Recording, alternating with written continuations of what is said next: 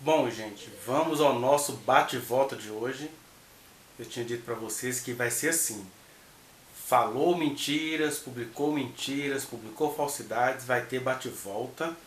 Já sei que não tem nenhum poder contra essa potestade, mas a gente precisa semear, nem que seja a nível de documentação. O Evangelho não pode perder como ele está perdendo neste espírito do anticristo que está sendo muito inerente ao Brasil, né?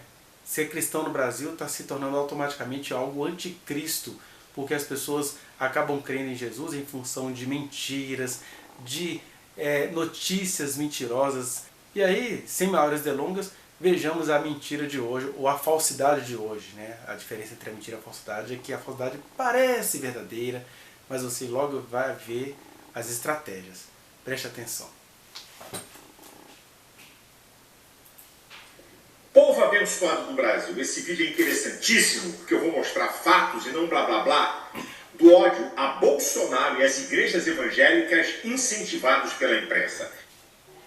Já entendeu aí a exímia função do falso profeta. Ele vai gravar um vídeo para defender Bolsonaro em meio a todas as coisas que esse presidente que se diz cristão está fazendo. É só você olhar os vídeos anteriores que você vai ver como que a falsidade está nesse presidente, que foi permitido por Deus lá, mas ele está permitido por Deus em juízo, ou seja, não quer dizer que a gente vá ter que achar que tudo que ele faz passe pelo crivo divino. Na verdade, o que está acontecendo é uma outra coisa. A gente precisa orar, buscar ao Senhor para remover essa potestade da política e esta potestade das espiritualidades, por assim dizer. Olha só o que ele vai dizer em defesa do seu presidente ídolo. Eu começo aqui com uma reportagem da revista Veja do dia 9, uma reportagem inescrupulosa, pura canalice, onde eles mesmos se contradizem. A safadeza começa em mostrar uma foto do povo em pé. Povo em pé dá ideia de aglomeração, quer dizer, é bandida a reportagem. Só que eles mesmos vão se contradizer. Mas espera um instantinho. Então, ele tem essa estratégia do alarmismo. Uma reportagem que está tentando se escandalizar com igrejas reunidas em plena pandemia. Aí, para ele desqualificar a reportagem, ele recorre a termos excêntricos, exagerados, por exemplo, de dizer que a reportagem é bandida. Mas isso é para poder ganhar a confiança da audiência. Isso é uma estratégia de posicionamento neurolinguístico que o elevou à posição que ele ocupa hoje no Brasil, né? Eles estão usando o mesmo critério que a revista Época usou em fevereiro, com a nossa igreja lá em Curitiba, quando eu estava presente. Também mostraram uma foto em pé, falaram mentira, só que para azar deles, a polícia foi ao lugar e fez um registro mostrando que nós estávamos dentro dos parâmetros do decreto do estado e do município. Duas mentiras aí então que já tem que ser desmascaradas de cara. Primeiro, não adianta ele achar ruim das reportagens ter pego a foto da igreja com as pessoas em pé, porque as pessoas sentadas ou em pé, elas estão aglomerando-se sim. Essa é a primeira mentira que ele quer fazer você acreditar que seja uma injustiça, que é uma reportagem bandida. O que é uma reportagem bandida? Filmar o povo em pé. Porque ele, como todo bom anticristo e todo bom falso profeta, ele precisa da imagem, ele trabalha com a imagem. Mas as pessoas sentadas ou em pé, a quantidade é aquela mesma. Aliás, em pé é até complicado, porque aí você já até se encosta mais para poder transmitir o ar, o cuspe, a saliva, etc. Mas eu até consegui aqui uma foto da igreja dele ampliada, porque como essas pessoas vivem de imagem, não sei se você vai conseguir enxergar daí, ó. A foto da igreja dele ampliada. Deixa eu ver se você consegue enxergar daí.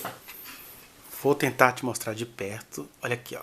Essa é a foto da igreja dele que ele disse que não estava cheia. Né? Na minha parca maquininha fotográfica, você está vendo aí, ó, as pessoas estão em pé e você está vendo, ó, não é uma igreja vazia não, tá? Ele está querendo fazer passar para você que a igreja dele estava cheia, que isso é uma truculência porque as pessoas estavam em pé. Mas essa é a grande farsa. A segunda mentira é quando ele vai dizer que os militares foram à igreja e que não constataram nada de errado lá. Então, no fenômeno espiritual do bolsonarismo, ou do baalsonarismo, nós temos o fato de que as forças de segurança, por algum motivo que a gente desconhece, mas a gente sabe que um dos motivos é espiritual, elas acreditam em Bolsonaro. Mesmo Bolsonaro tendo sido um péssimo militar, um mau exemplo de alguém que se utilizou do dinheiro público, ele nunca teve um trabalho privado, ele enriqueceu-se com a coisa pública, se tornou presidente da República, que também é um salário de dinheiro público. E aí, as forças de segurança recorreram até a mentiras para ajudar Bolsonaro a ser eleito. Eu tenho familiares que são das forças de segurança, e ali em 2017, 2018, era gente que ficava compartilhando mentiras no WhatsApp, e eu confrontei quando eu disse isso, e a gente até perdeu um pouco o diálogo por causa disso. É gente muito querida que ficou picado pelo veneno demoníaco do bolsonarismo. E aí, claro que as forças de segurança, quando foram à congregação do Silas Malafaia, eles passaram um paninho. Porque nós temos não só esse caso, a gente tem outras situações onde as forças de segurança são chamadas, e por eles serem bolsonaristas, pró-governo, eles vão ficar encobrindo os crimes que Bolsonaro insistente e persistentemente comete contra o país, e depois ainda se sai de coitadinho porque ele tem lá os seus falsos profetas para proteger. Então são essas duas mentiras aí que a gente tem que acabar com elas. Não é que eles encontraram tudo correto lá não. É porque eles preferiram fazer essa leitura de que tem uma igreja se reunir numa pandemia. É uma preferência leiturística, digamos assim, do mesmo jeito que as forças de segurança preferem colocar pessoas com traços afrodescendentes como pessoas suspeitas. E aí há uma série de reportagens no país, por exemplo, mostrando como que há pessoas presas por terem meramente traços afros na sua aparência, e aí a segurança os elege para serem o bode expiatório da criminalidade do país, né? E aí isso tudo foi levado agora à esfera espiritual. E aí, para casa cair, tinha um videozinho que nós fizemos mostrando esse culto em Curitiba, e vocês estão vendo aí, distanciamento, onde tem gente junta é a família. Agora, a própria reportagem da Veja desmente ela mesma. Eles dizem que tinham 1000 pessoas no culto. Bem, a nossa igreja cabe 6.500 pessoas. Com 1000 pessoas, onde é que nós estávamos transgredindo? Pura safadeza de perseguição religiosa para denegrir os evangélicos diante da opinião pública. Eu ia tentar mostrar para vocês porque ele fica correndo a imagem, mas depois você procura esse vídeo aí que você vai ver. Como que na imagem corrida fica evidente que a igreja não está vazia, né? E aí ele recorre a esse subterfúgio de ficar exagerando e de colocando a igreja como algo perseguido, como algo odiado, mas a gente vai falar disso daqui a pouco. Continuemos o jogo de mentiras aí. A outra safadeza é a reportagem do Estadão, né? Dizendo que o Supremo Tribunal proibiu cultos. Não, mentira. Já começa mentindo na reportagem principal. Não. O Supremo Tribunal ratificou que prefeitos e governadores têm autoridade sobre questão de culto. Agora, ele é todo exagerado, né, para poder nos iludir. O que acontece?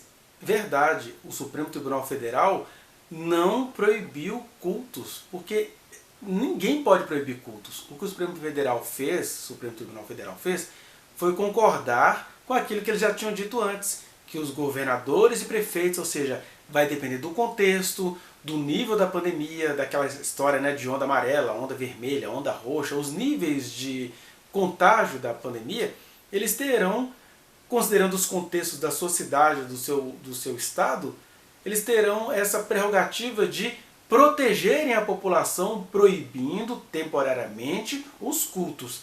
Essa é a verdade. Ninguém está proibido de fazer culto, mas por questões de pandemia, temporariamente, isso pode variar de lugar para lugar, eles têm isso. Por que o Supremo deu essa autonomia ou também essa isonomia de decisões, tanto para o presidente da República, quanto para os governadores, quanto para os prefeitos? Porque o presidente gostaria de deixar tudo solto, de não cuidar de nada. Aí vieram o pessoal da federação, né, tanto dos estados quanto do município, que pediram socorro ao Supremo. Né? Então o Supremo não está implicando com a religião de ninguém, ele só está atendendo um pleito dos estados e municípios ante as ensandecências de Bolsonaro defendida por seu falso profeta. O teor da reportagem é... Só mais uma coisa. Então ele, olha como é que ele vai jogando, ele é o tempo todo ilusionismo. Porque ele agora está dizendo que o Supremo não proibiu nada, que o Supremo apenas ratificou, né? Ou seja, o Supremo assinou embaixo, concordou. Mas na semana passada, se você for olhar os vídeos dele, ele estava dizendo que o Supremo estava implicando com as igrejas, que esses jornalistas bandidos estavam perseguindo as igrejas. Quer dizer, ele o tempo todo vai equalizando a verdade em função das suas conveniências, o que faz com que a verdade seja passada de maneira mentirosa, o que é coisa de anticristos e falsos profetas. Porque ele exagera lá para te iludir, e aí eu preciso pensar o espírito do anticristo que ele é.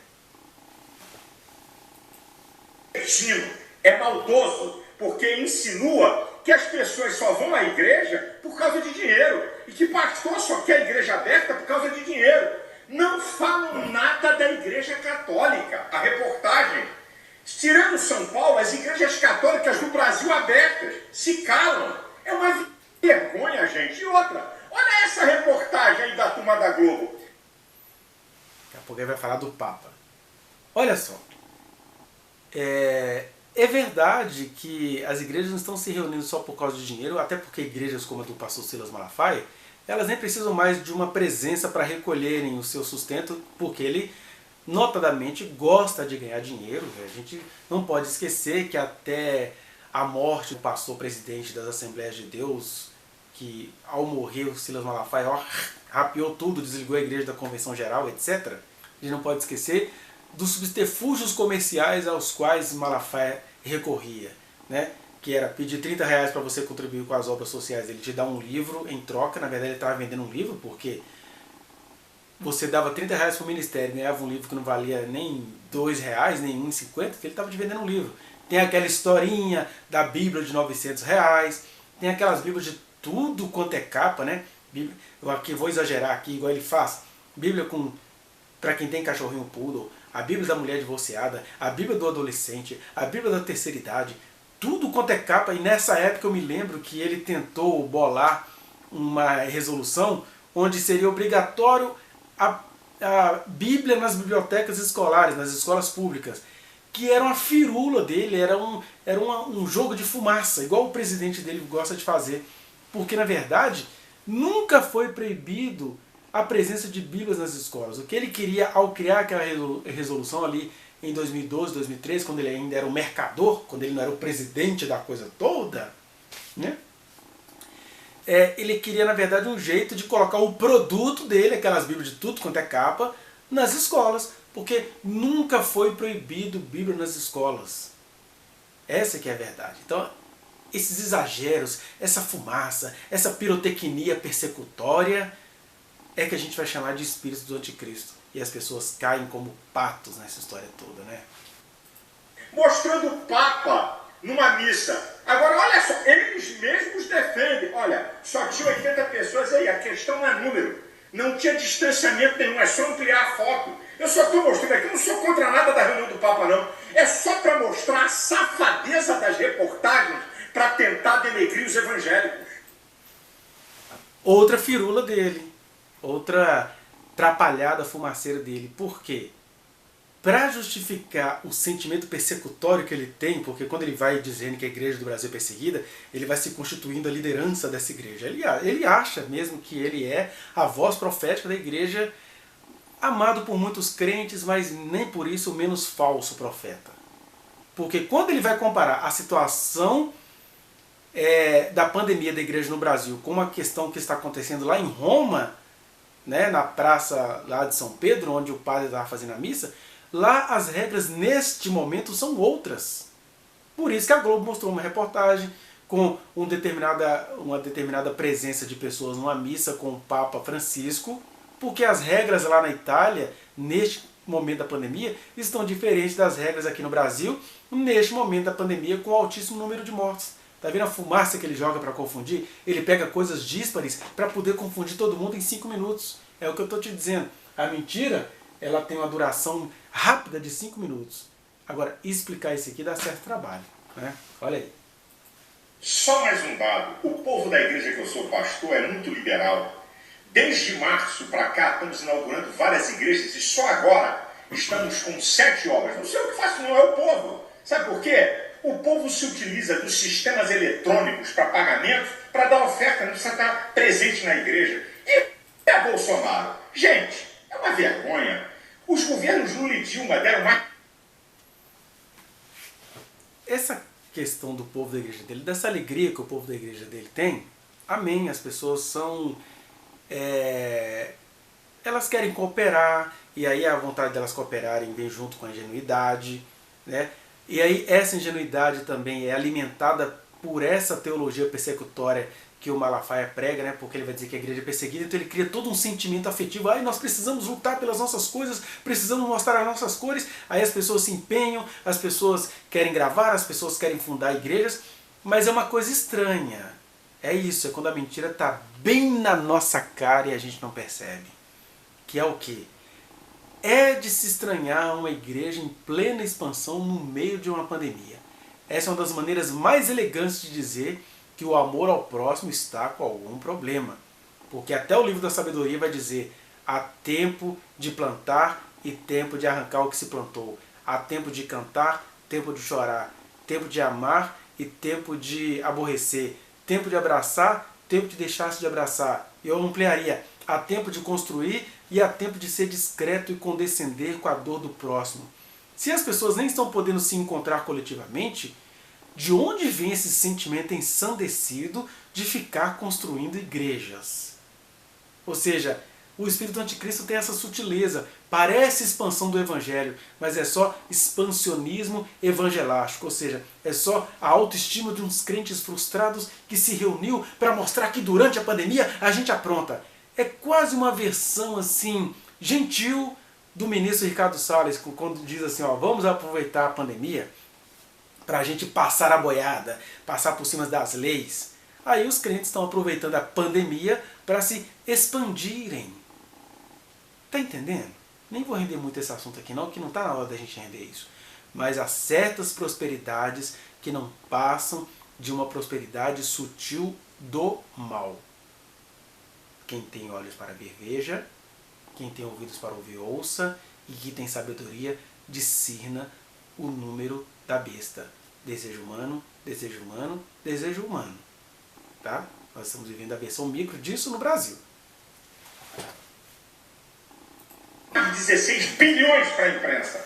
Bolsonaro cortou a mamata, o ódio é grande. Agora, nesse episódio, desse inescrupuloso, desse senador Cajuru, que sem autorização do presidente libera uma conversa particular, isso é nojento. A imprensa não fala da safadeza do senador. Está atenta que Bolsonaro falou. Olha essa jornalista aí. Isso é uma esquerdopata que dá vontade de vomitar ver o que essa mulher escreve e vai por aí afora, minha gente. Olha o que ele faz. Ele joga a Vera Magalhães, chama ela de esquerdopata. Se tem uma coisa que a Vera Magalhães, a jornalista que ele está falando, não é, é esquerdopata. Ela nem é tão de esquerda assim. Ela é uma liberal. E ele está fazendo isso tudo porque o Cajuru, que era tido como o senador honesto, com boas intenções ele cometeu uma gafe, porque Deus está dizendo pelas palavras proféticas que ele vai surpreender esse país. Então eles mesmo vão dando tiro no pé, eles vão fazendo uma coisa e vai dando errado, Bolsonaro tenta dar golpe e vai ficando errado, e Deus protege Bolsonaro de golpe alheio, mas ao mesmo tempo ele está deixando Bolsonaro se mostrar enquanto o seu falso profeta o defende, ou seja, é tudo muito misturado, e é para isso que a gente precisa abrir os olhos, né?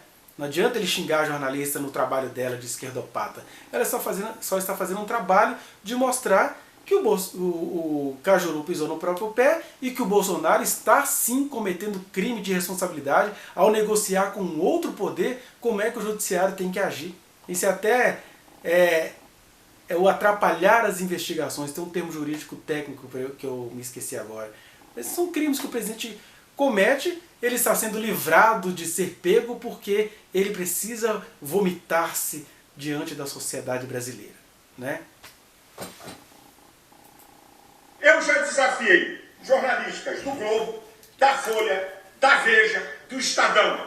Vamos fazer a conta dos 64 bilhões que que o presidente mandou para governadores e prefeitos? Mais da metade de mortes por Covid é porque não tem UTIs de ponta. Quer fazer a conta? Dos 64 bi, 32 bi. Se quisessem fazer hospitais como o prefeito de Caxias, que gastou 50 milhões num hospital de ponta com 128 leitos, hospital permanente. Sabe quantos hospitais dá para fazer? 640. Multiplica por 128, são 81 mil UTIs de ponta. O Brasil tem déficit de aproximadamente 30 mil. Sobraria UTI para tudo que é doença e evitaria essa mortandade desgraçada. Desafie esses jornalistas a mostrarem os hospitais fechados por Dória. Tá aí. Quantas mortes em São Paulo porque ele fechou hospitais e ninguém fala nada. Isso é uma vergonha. Olha, isso tudo é muito simples. Primeiro que ele é mesmo um firulento, um pirotécnico do ilusionismo, né? Um sofista em prol dos seus ídolos. Porque esse pastor que está reclamando aí dos hospitais que foram fechados é o mesmo pastor que zombava dos hospitais de campanha, que ficava vindo lá filmar que estava tudo vazio. Então alguns fecharam até por pressão de crítica dele.